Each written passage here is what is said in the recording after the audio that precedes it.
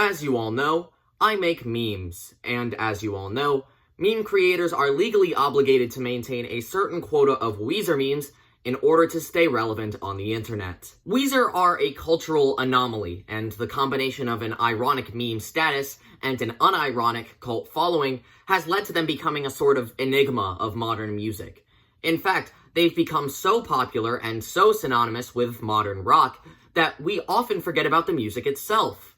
So let's talk about it. Hello everyone, and welcome to the Okayest Computer YouTube channel. My name is Patrick, and today, we're going to be talking about the evolution of Weezer. In this video, I'll be going over the history and music of Weezer in chronological order, whilst offering my thoughts on each of their studio albums. However, I will not be covering any side projects or solo efforts, such as the Space Twins, The Rentals, or Rivers Cuomo's solo compilations.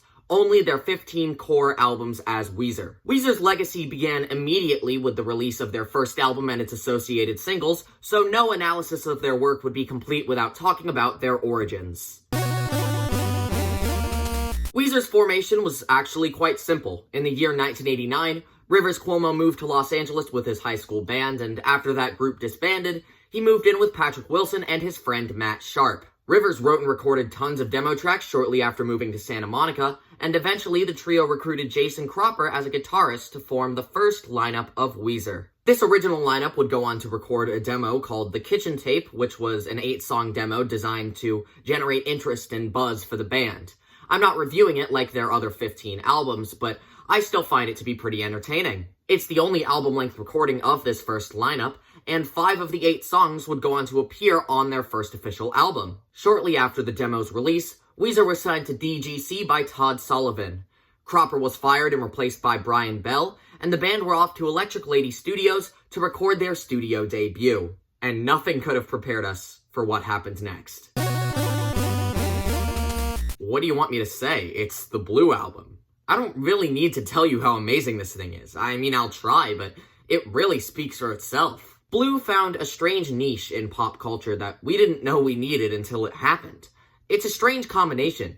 Emo-infused pop-punk riffs, very awkward self-deprecating songwriting, and vocals inspired by barbershop quartets, all mixed extremely loud and performed by guys that look like the exact opposite of rock stars. Nothing about Blue makes it sound like a triple platinum smash hit masterpiece, but that's what it was. I know that me calling this the perfect debut album may seem like a stretch, and it's by no means a perfect album, but if we think about what makes a great debut, Blue checks all the boxes. It established a specific sound that nobody else was embracing at the time. It introduced Weezer to the masses with a series of singles that were expertly crafted to astonish the mainstream. It's brief and simple enough to be accessible to all kinds of listeners. The music videos gave each band member a memorable and distinct personality. They had everything they needed to make this album a commercial success and a critical darling right out of the gate. And on top of that, the music is fantastic. Blue does not falter once. It manages not only to entertain consistently throughout the whole album, but it starts strong and progressively gets better as it goes on. From the stunning opener My Name is Jonas, right up until Only in Dreams, which is one of my 10 all-time favorite songs, there is never a dull moment. There were many songs recorded for this album that were ultimately excluded, and as much as I love those B-sides, cutting it down to just 10 tracks allows for the most cohesive and seamless listening experience in Weezer's discography. This also established the 10-song trend that would continue for most of their albums. I know it's easy to call Blue the best Weezer album. I know it's common and cliche and nothing new. I just can't think of a reason to dislike this. The general public seemed to unanimously agree that this album was phenomenal, and with the combination of its huge popularity and critical acclaim, everybody was looking forward to a follow-up. Needless to say, it wasn't what we expected. When Weezer finished touring in support of the Blue Album, there was a short break for the band during which Rivers recorded a plethora of demos for a concept album entitled Songs for the Black Hole. However, when he enrolled at Harvard, his songwriting changed drastically in an entirely different direction, so he ultimately abandoned that idea. His writing became darker, sadder, more introspective and emotional, and shortly before he left for Harvard, the band went back to Electric Lady to record a few of those new songs. During spring break of the next year, the band reunited to finish up recording those songs, and finally, 2 years after Blue, we got Pinkerton. And it's a weird one. Like their debut, Pinkerton has back-to-back highlights, but not in the same way. These aren't the kinds of songs you would hear on an average alt-rock radio station. There's definitely no Buddy Holly to be found in the tracklist. Instead, I found the brilliance of Pinkerton to come from doing the exact opposite. All of the strongest moments on this record come from the songs that sound nothing like Blue did. Take the second track, Get You, for example. In the first 10 seconds, we're greeted with an insanely loud snare drum, massive layers of chugging guitars, and a fuzzy slide melody that's distorted to sound almost like a synthesizer. It's crazy to think that a song that's this hectic and wild is a Weezer song. This also goes for the song El Scorcho, which begins with a peculiar collage of vocal samples and a quirky guitar melody, before suddenly launching into a sing-along chorus performed by a group of slightly out-of-tune vocalists. The falsetto melodies, the absurd vocal inflections, and the sudden shift to double time in the bridge give the song a biting sarcasm that is as confusing as it is hilarious. Remember how I said Pinkerton featured lyrics that were very different? Well, that's because this album doesn't carry the same gleeful awkwardness as Blue. Instead, Rivers has become aware of how isolated and estranged he is, and that makes him very upset. In fact, this whole album is just bitter and aggressive in a way that no other Weezer record is. Pinkerton explores themes of loneliness, rejection, and sexual frustration with a brutal honesty that nobody could have expected from Rivers. This thing is packed with candid, uncomfortable, and unabashedly vulnerable lines that force you to understand what he's going through. There are plenty of notable and weird lines, be it the disillusionment described in the opener Tired of Sex, the controversial opening line of El Scorcho, or just the entirety of Across the Sea. That last song has since become quite polarizing among Weezer fans who believe that it is fetishizing Asian teenagers. And frankly, I don't disagree. The song is really weird. The overall weirdness of Pinkerton's songwriting and production ultimately didn't sit right with a lot of people. Reviews were very mixed, some more positive than others. Some thought that the raw and emotional songwriting was quite compelling, while others encouraged listeners to ignore the lyrics entirely. Rolling Stone readers labeled it one of the worst albums of 1996, and Rivers himself told Rolling Stone that it was a, quote, hideous and hugely painful mistake. Trust me, Rivers, I've been there before. But somehow, in the 25 years since its release, Pinkerton has since become one of Weezer's most beloved albums. Not only has Rolling Stone since become a lot nicer to it, but it ended up going platinum. Weezer fans have been very vocal in their support of the album, and Rivers did end up retracting those negative statements. I'm not sure what changed in people to make them start loving this album, but I'm glad people can agree that it's great. I personally prefer Blue, but it's hard to deny that Pinkerton is really something special. Pinkerton feels kind of like Rivers' creative exodus. He was so sick and tired of making the pop rock that everyone wanted him to make, so he wrote his weirdest collection of songs set to the band's most harsh instrumentals. Weezer had effectively abandoned pop music, and it ended up being the best decision they could have possibly made. Boy, I sure hope I don't regret saying that 5 seconds from now. After the generally lukewarm response to Pinkerton, Weezer went on hiatus and each band member chose to work on their own respective solo projects for the remainder of the 90s. That didn't last though, and after 2 years of no Weezer, Cuomo, Bell, and Wilson began practicing and recording once again, hiring Mikey Welsh as a bassist. Unfortunately, these new sessions weren't very successful, and the band's decline in productivity led to Rivers falling into a depression. Much later, in April of the year 2000, Weezer were given an offer to play at the Fuji Rock Festival in Japan. This motivated them to get back on stage, and they soon announced a comeback tour, including 9 shows with the Vans Warped Tour. During these shows, the band premiered 14 new songs, and the very positive reception to these tracks led fans to start making petitions demanding they release a new album. Those new songs did get an album release in 2001, and that album was Green. And I'm really conflicted about it. First, what I love about Green. The songs are great. Green is a short but ultimately satisfying album.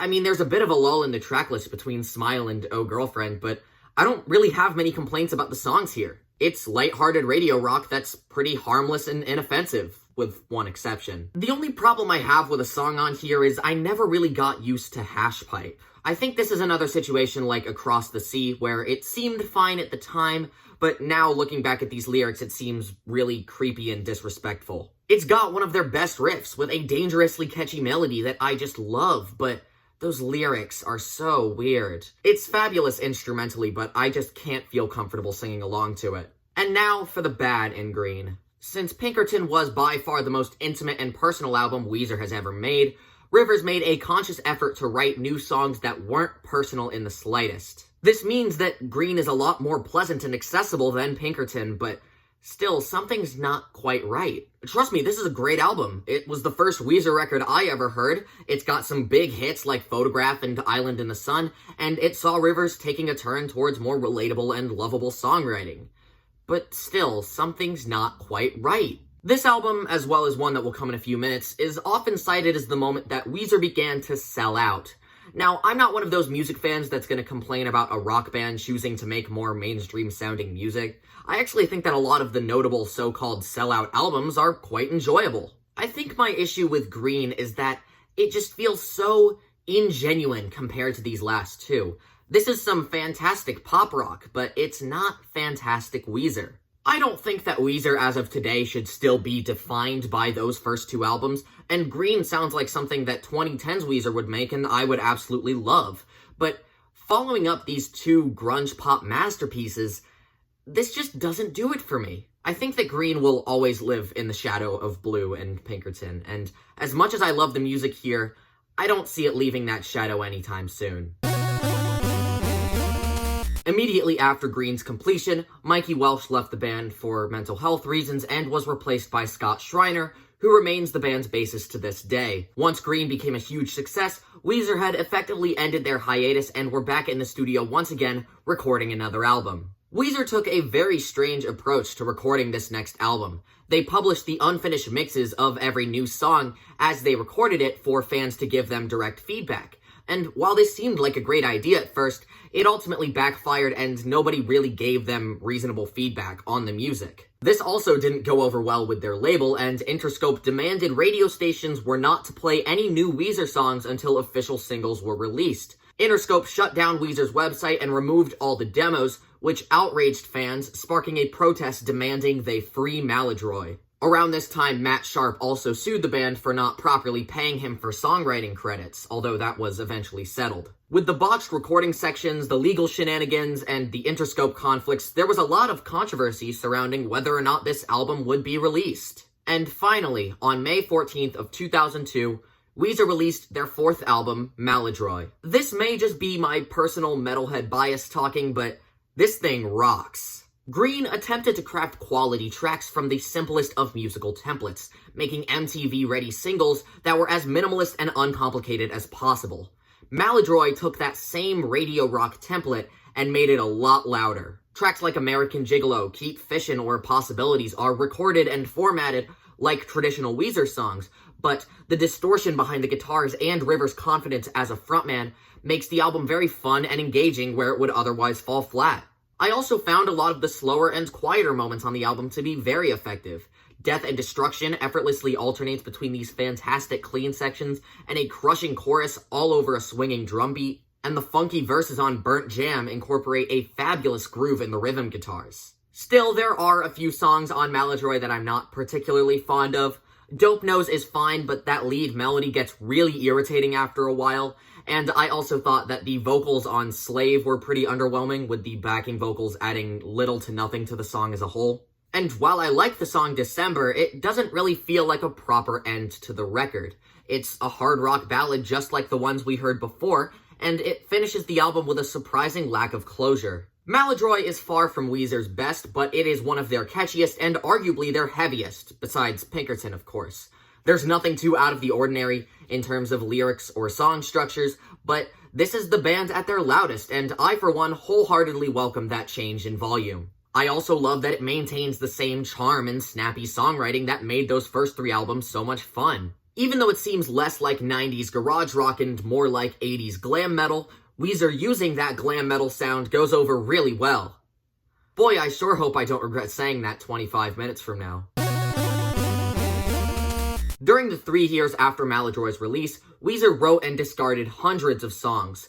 Roughly 30 of them would appear as demos on their website, like with MALADROIT, but none of these would ever see a studio release. The long album gap and the very promising demos got fans very excited for this next album. Eventually, in March of 2005, Weezer released the single Beverly Hills, followed by the album Make Believe. Make Believe has been the Weezer purist punching bag for 16 years now, and it's not hard to see why. It all but abandons the rock sound of their first few albums, so I get why a song like Beverly Hills made a lot of people really upset. The song was quite annoying, and it had Rivers' most vapid lyrics to date. Beverly Hills is the elephant in the Make Believe room that instantly turned off millions of fans from even listening to the album, instantly labeling them as sellouts. For the past decade or so, I ignored Make Believe entirely. I had no desire to listen to Beverly Hills ever again after having covered it at more gigs than I'd like to admit. And the other big single at the time, We Are All on Drugs, made a terrible first impression, so going into this Evolution video, I was dreading listening to this album. But hear me out with this. Make Believe isn't entirely horrible. We all know that those two aforementioned singles are very bad. That's not news to anyone, but there are several songs on here that I legitimately enjoyed. It's a 12-song album, the first of theirs to break that 10-song pattern, and it's also their longest, coming in at 45 minutes, so it definitely drags at times, but there are like 4 or 5 songs on here that I thought were pretty good. Perfect Situation, Pardon Me, The Damage in Your Heart, Hold Me.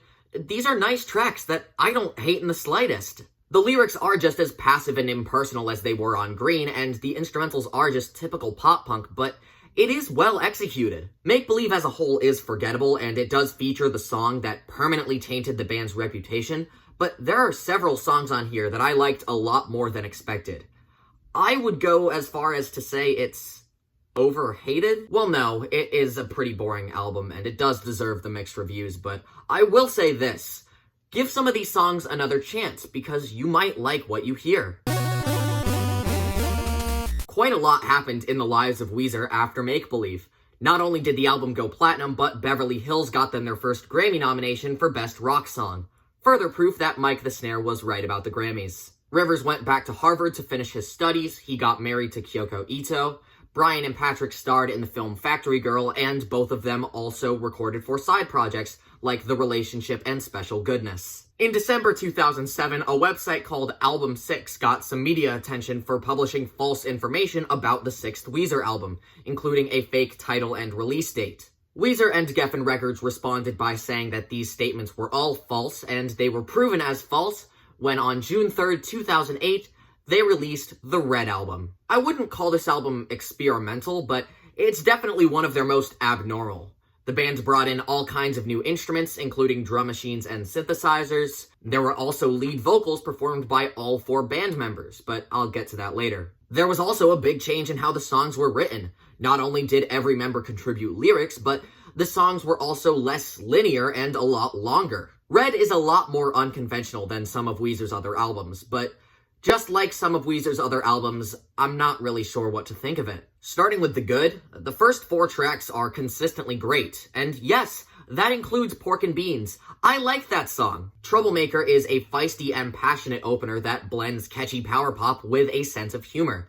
I feel like this song is the quality material that Make Believe could have been. The Greatest Man That Ever Lived is one of their unconventional songs, featuring tons of changes in tempo and timbre, a very flamboyant vocal performance that covers the entirety of Rivers' vocal range, and a diverse array of instruments and genre influences. And Heart Songs is an appropriately heartfelt ballad that's one of the most bittersweet and emotional moments in this usually optimistic era of the band. While this album is definitely more satisfactory and enjoyable than some other mixed bag Weezer records to come from the time, it is still a mixed bag Weezer record nonetheless. I really respect their decision to stray from the pop standard and make these strange kinds of compositions, but it also leads to the album being far longer than it needs to be. I love that they gave other band members vocals on certain songs, but that also means their performances are very inconsistent. Brian Bell on Thought I Knew sounds great, but Patrick Wilson on Automatic does not. And even though the first half of the album fully embraces those new instrumental changes, most of the second half doesn't sound any different from Green or Make Believe. For these reasons, I find Red to be a lot better in concept than execution. They have everything available to them to make a fantastic album, but they ultimately don't. And trust me, Rivers, I've been there before.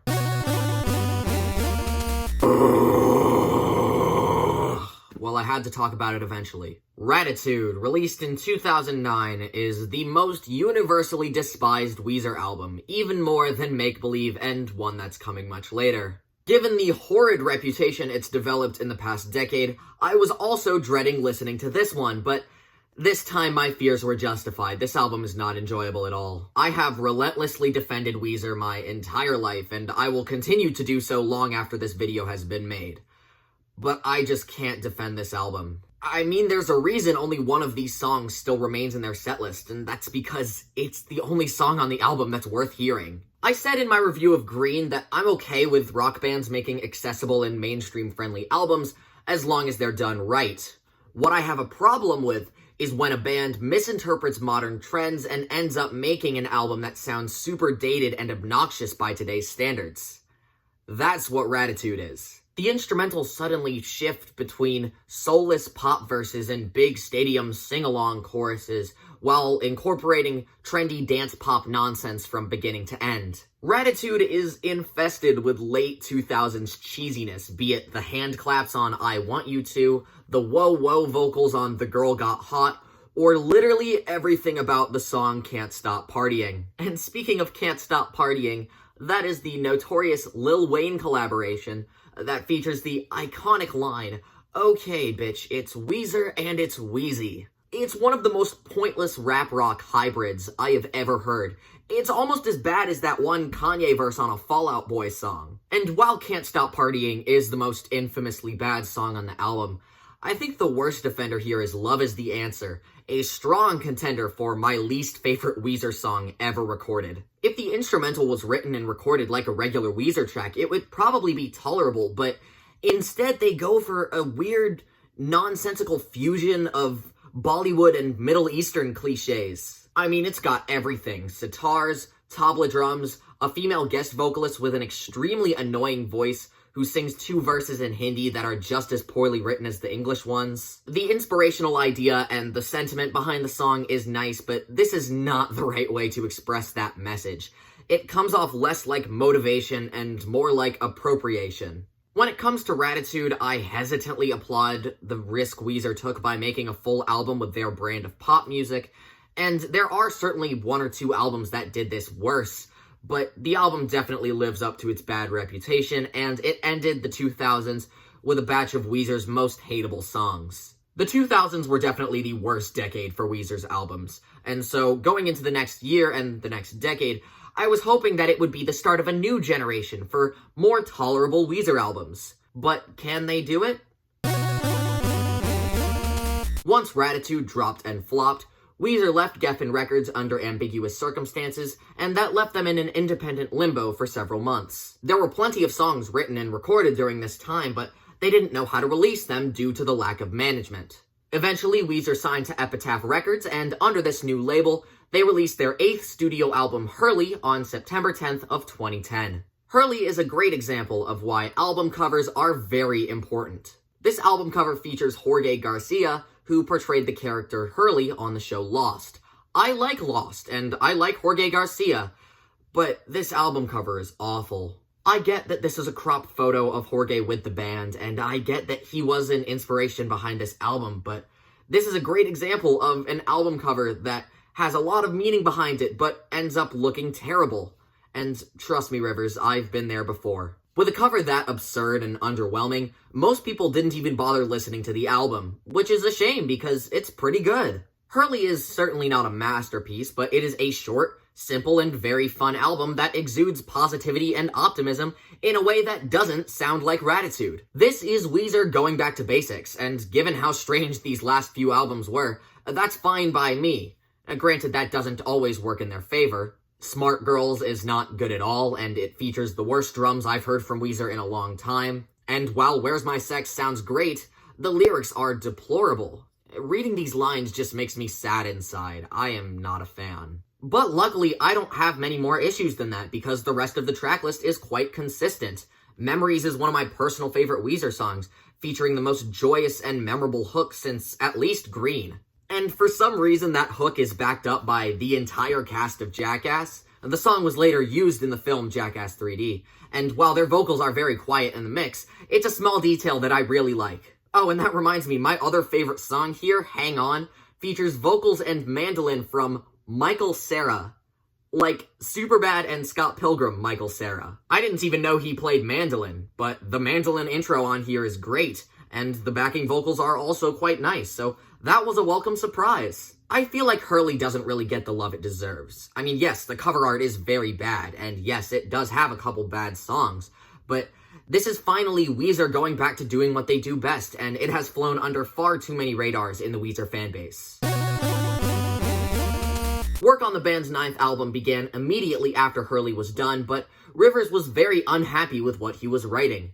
As a result of this creative deficit, Weezer took some time away to give Rivers more time to write. It ended up taking Rivers the whole length of a Buddhist meditation trip for him to come up with a solid plan and concept for the next album. Slowly throughout the spring and summer of 2014, Weezer began to reveal more and more details about the album in a video miniseries. This included images and videos from inside the studio, potential track titles, and eventually a full tracklist, title, and album cover. The result of all this build-up and advertising was the album Everything Will Be Alright in the End. Weezer's discography in the 2000s was full of questionable pop albums, poor cover choices, and weird experiments, so I was interested in seeing how they would climb out of this creative rut. And after all that Weezer weirdness, everything was alright in the end, because this album is great. Whereas HURLEY was the transition into this next era of Weezer, Everything Will Be Alright in the End served as the introduction to this new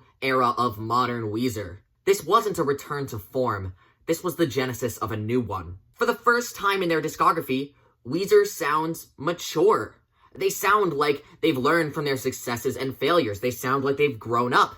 And they sound like they know what they're doing. Rivers delivers a batch of vocal performances on this album that could be considered some of his best ever. His delivery on Eulogy for a Rock Band is both hilarious and heartbreaking, acting as a goodbye to a non-existent band and to the past eras of Weezer. I've Had It Up to Here is packed with stunning layers upon layers of vocals that take the very edgy and whiny lyrics and give them a shocking amount of legitimacy and beauty. Not to mention, the high notes at the end of the bridge on that song are pretty magnificent by Weezer falsetto standards. I was also pleasantly surprised by the song Go Away featuring Bethany Cosentino. We've had features on Weezer songs that range from unlistenable to astonishing, and Bethany's a lot closer to the latter. I know that this seems way too specific to point out, but I found that the two have specific tones, timbres, and ways of pronouncing their lyrics that make the transitions between their verses completely seamless. I can tell they put a lot of thought into the feature selection here, and it absolutely paid off. And from an instrumental standpoint, Weezer has finally learned how to properly manage their diverse array of instruments, arranging them in ways that are loud and epic, but also restrained enough to not feel like overkill.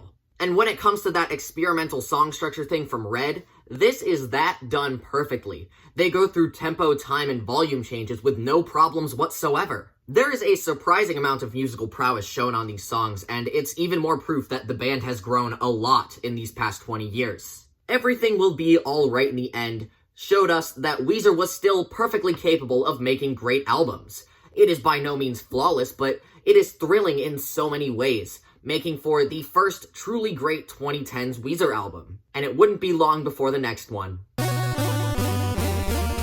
After a small tour for Everything, Weezer separated from their management, signed to Crush Management, and got back with producer Jake Sinclair. The band's manager, Jonathan Daniel, gave them the suggestion to make a beach album, and that's exactly what they did. And on April 1st of 2016, they released the White Album. I wouldn't call this a comeback album per se, because Weezer had always been recording and releasing prolifically, but I do feel confident in saying that this is by far their best record since the 90s. It's hard for me to pinpoint what exactly makes this album so awesome to me, but it has a certain confidence and joy that no other Weezer record has. Sinclair's mixing is so heavy, adding a power and intensity to this band that sounded far too sterile for the past decade. Rivers' lyrics haven't necessarily changed much, but after all this time of writing half-baked pop tracks and failed ballads, he has created this collection of summer-themed pop songs that are silly enough to be humorous, but nuanced and poetic enough to be taken seriously. This album just makes me happy, something a Weezer album hadn't done in years.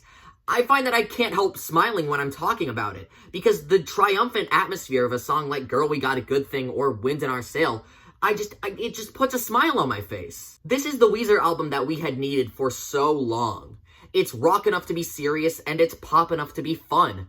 To put it simply, the White Album is delightful. After releasing an album as amazing as White, it seemed like things were finally getting better. They continued to improve with each new album, getting more mature and more fun with each passing year of the decade. With these past 3 records, they had finally developed a new winning streak. This was their first really solid run of albums in decades, and going into 2017, they showed no signs of stopping.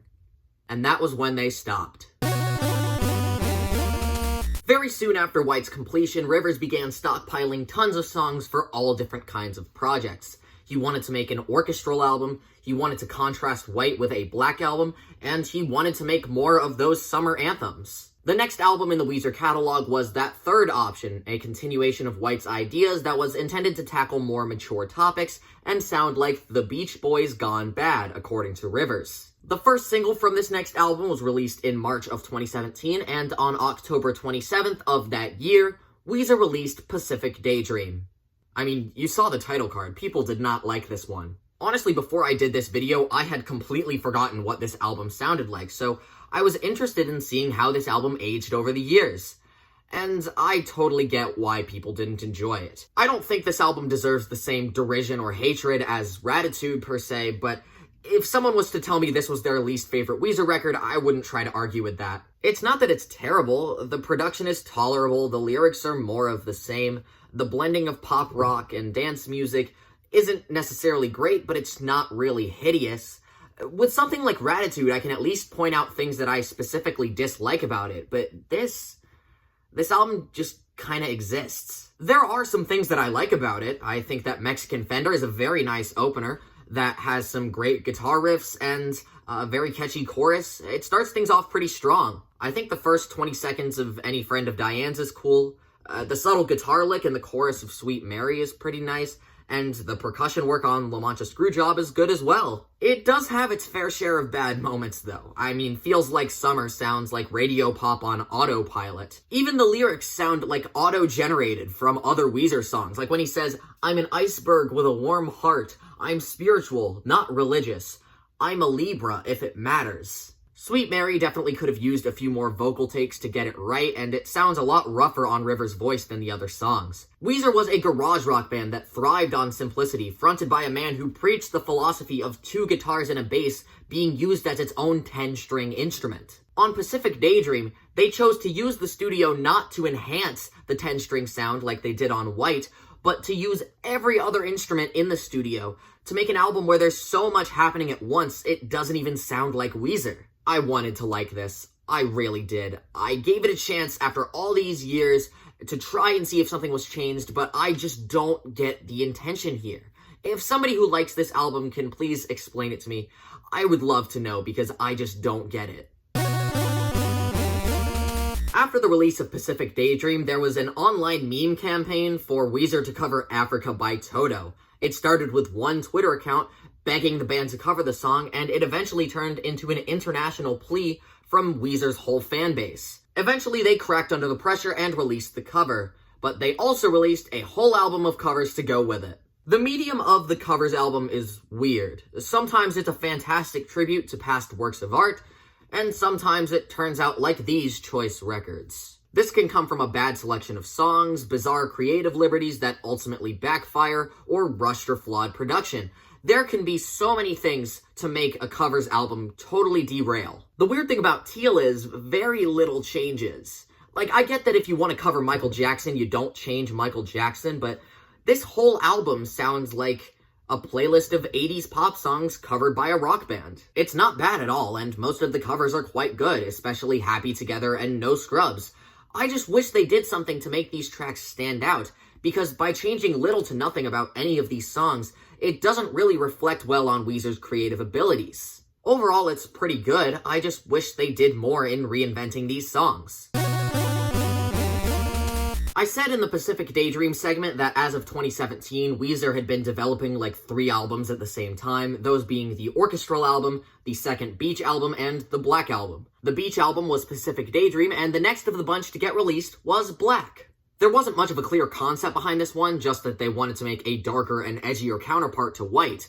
That's exactly what they did, and it's about as mid as a Weezer album can get.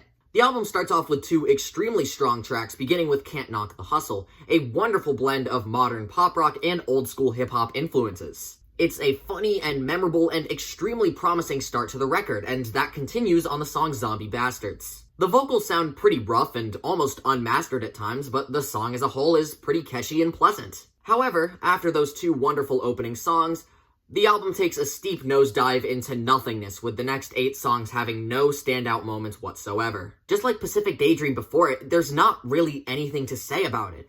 This is such a mixed bag that it has no noticeable good or bad qualities. The first 2 tracks are great, with Can't Knock the Hustle being one of my personal favorite Weezer songs, but then the rest of the album goes by in an instant with not one moment that comes across as significant. This brings me to my biggest issue with the Black Album. They sound like they don't care. With a lot of Weezer albums, you can tell that no matter if the final album is good or bad, they're very passionate about what they're playing. Even if it ends up as uneven as Red or as awkward as Raditude, there are still very good intentions behind what they're creating. But with Black, they just sound bored. The drumming is consistently monotonous, with Wilson sounding more robotic and lifeless with every passing second. The guitar riffs are pretty basic, if there's even a discernible riff in the song. And Rivers tries his best to save the album with some decent vocals, but even he sounds tired and unenthusiastic for a majority of the runtime. It's sad that this record was supposed to show us the darker and edgier side of Weezer, and all it got us was 10 tracks of minimal effort. I'm not mad, just disappointed. Before and during the creation of Black, Weezer teased the release of OK Human, which would be that orchestral album featuring a 38-piece string ensemble. However, this didn't end up being their next album, since they had some other ideas, some much bigger ideas. Some would say these plans were mega. In September of 2019, Weezer announced the Hella Mega Tour, a huge worldwide tour alongside the Interrupters, Green Day, and Fall Out Boy. Weezer and Green Day were both using this as an opportunity to promote new music. Weezer released a single entitled The End of the Game, and Green Day... Father of all is dreadfully mediocre. Feeling a strong 0 to a light 1.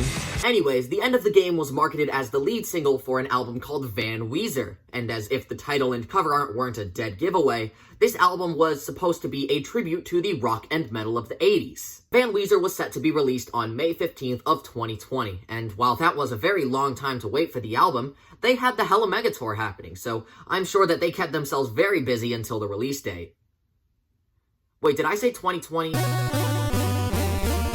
So yeah, that didn't end up happening. The Hella Mega Tour was delayed, Van Weezer was pushed back another year, and OK Human became the band's next priority. The rest of 2020 was mostly quiet for Weezer, with Rivers occasionally hinting at OK Human's completion, but never confirming it to be done. Finally, on January 18th of this year, 8 months after Van Weezer's intended release date, the band announced OK Human would drop at the end of the month, and not only did they release it, but they kept their promise of an orchestral album. That 38-piece orchestra dominates the entire runtime, with the rest of the band only becoming mere accessories to the string arrangements throughout these 10 tracks. Wilson's drums are a vital source of rhythm, and there are some occasional melodic flourishes from acoustic guitar and backing vocals, but all of OK Human is centered around those strings. And the strings deliver. The orchestra has so many wonderful moments on this album, whether it's the menacing pizzicato intro of Dead Roses, the gleeful chorus melody on Here Comes the Rain, or the song Bird with a Broken Wing, which is spellbinding from start to finish. And the emphasis on those sweeping strings gives the record a very melodramatic and theatrical feel, which is appropriate given the lyrical content of the songs. As with a lot of Weezer records, Rivers' lyrics are both the biggest selling point of OK Human and the thing that some people hate about it. I've expressed multiple times throughout this video that I have a very love-hate relationship with Rivers' songwriting. It is wildly inconsistent and always fluctuating in quality.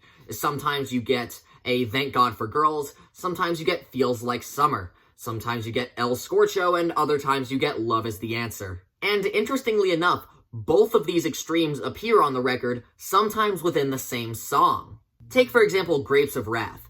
Weezer devoting a whole song to Audible is probably the most Weezer thing that Weezer has ever done. And while I love the blissful escapism described in the first half, it is completely derailed by the line, Frodo jonesing for the ring. Also, the line about Kim Jong-un on the song Playing My Piano is a bit too silly for me to take it seriously, and as pretty as screens may sound, I do not like those lyrics. I mean, this is really preachy. It is some phone pad book good kind of material. There are some cringeworthy lines here and there, but that's about the only flaw on the album. And even those occasional lyrical slip-ups can be attributed to the on-the-nose quarantine concept of the record. Occasional cheesiness aside, I found OK Human to be pretty spectacular. The strings are breathtaking front to back, Rivers is the most emotive and expressive he's sounded in years, and the lyrics are an honest portrayal of the quarantine experience. The mixed feelings, the constant confusion, and the overall dread of 2020 are all channeled into 10 beautiful tracks that were absolutely worth the wait.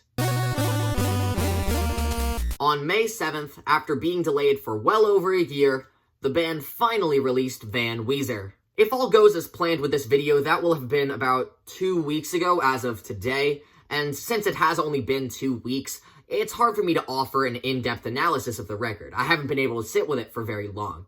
However, first impressions are, it's fine. Frankly, Van Weezer is exactly what we expected. It's super loud pop rock inspired by 80s rock and metal. If you're into that, then you'll probably tolerate this album. As for me, I'm still kind of lukewarm on the concept, and while it's not necessarily bad, the record is so chock full of 80s cliches, and the lyrics are so absurdly bad that they border on parody. There's also a part where they just straight up rip off Crazy Train by Ozzy Osbourne. Like, it is the full guitar riff with nothing changed.